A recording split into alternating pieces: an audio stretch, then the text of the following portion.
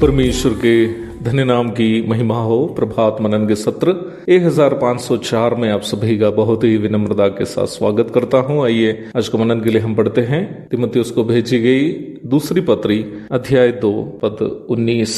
तो भी परमेश्वर की पक्की नींव बनी रहती है और उस पर ये छाप लगी है, प्रभु अपनों को पहचानता है और जो कोई प्रभु का नाम लेता है वह अधर्म से बचा रहे। पिछले दिन हम उस पक्की नींव की चर्चा की थी जिस पर मसीही विश्वास खड़ा रहना चाहिए। वो पक्की नींव हमारे प्रभु यीशु मसीह है। सुसमाचार प्रचारक अगुवे आदि की सेवा को प्रतीकात्मक तरीके से समझाने के बाद 1 कुरिन्थी 3:11 में प्रेरित पौलुस आगे इस प्रकार कहता है, क्योंकि उस नींव छोड़ जो पड़ी है और वह यीशु मसीह है, कोई दूसरी नींव नहीं डाल सकता। मसीही जीवन का शुरुआत प्रभु यीशु मसीह पर किया जाने वाला विश्वास से मिलने वाला उद्धार से होता है। रोमी अध्याय 10 पद 9 और 10। मसीह जीवन की बढ़ोतरी यीशु मसीह के नैतिक स्वभावों की ओर अथवा नैतिक स्वभावों की परिपूर्णता की ओर हमारे स्वभावों को बदलते रहने की प्रक्रिया से होती है। रोमी अध्याय 6 पद 1 से लेकर 14 तक, गलाती अध्याय 5 पद 16 से 25 तक, इफिसी अध्याय 5 पद 1 से 21 तक, फिलिपी अध्याय 3 पद 8 से 12 तक अवश्य पढ़ लीजिएगा। हमारे वर्तमान कालीन मसीह जीवन की परिपूर्णता हमारे नाशवान शरीर प्रभु यीशु मसीह के महिमामय शरीर के अनुरूप पूर्ण रूप में बदलने पर है और उसके पश्चात के हमारे अनंतकालीन जीवन शारीरिक एवं आत्मिक परिपूर्णता का होगा जो हम मसीह के संग अनंतता में बिताएंगे। वर्तमान संसार में हम केवल आत्मिक रूप में मसीह जीवन की परिपूर्णता अनुभव कर पाएंगे।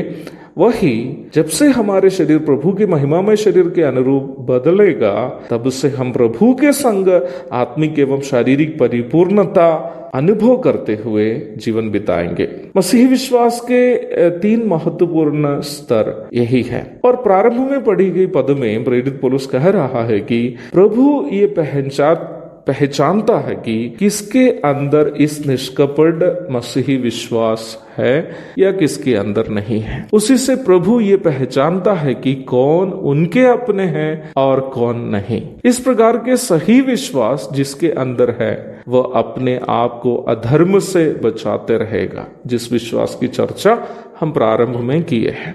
मैंने पूर्व के कई मननों में यह बात कई बार कह चुका हूं कि बाइबल में धर्म शब्द परमेश्वर के नैतिक स्वभावों की सिद्धता को दर्शाता है। तो स्वाभाविक है अधर्म शब्द उन कार्यों का प्रतिनिधित्व करता है जो परमेश्वर के नैतिक स्वभावों के खिलाफ के हैं। गलाती अध्याय 5 की 19 से 23 तक के पदों में परमेश्वर के धार्मिक स्वभाव और शैतान के अधार्मिक स्वभाव दोनों की एक संक्षिप्त सूची आप देख सकते हैं। परमेश्वर अपने लोगों को यह देखकर पहचानता है कि कौन परमेश्वर के धार्मिक स्वभावों के अनुरूप अपने अधार्मिक स्वभावों को बदलना चाहता है। जो प्रभु के नहीं है वे तो दुआ प्रार्थना आराधना सब करते रहेगा परंतु कभी भी अपने भ्रष्ट स्वभावों को परमेश्वर के पवित्र स्वभावों के अनुरूप जो प्रभु यीशु मसीह ने संसार में आकर मनुष्य रूप में दिखाया बदलना नहीं चाहेगा।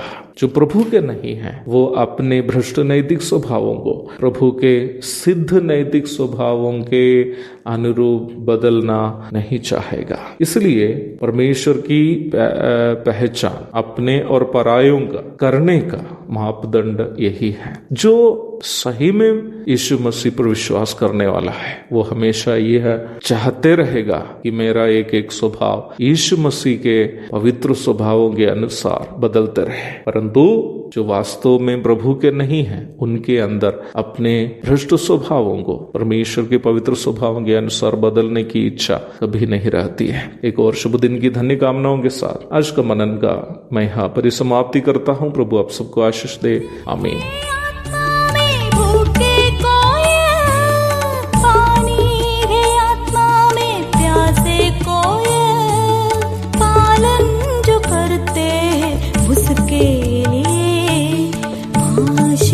पाने का साधन है ये वचन, प्यारा वचन, यीशु मसीह का प्यारा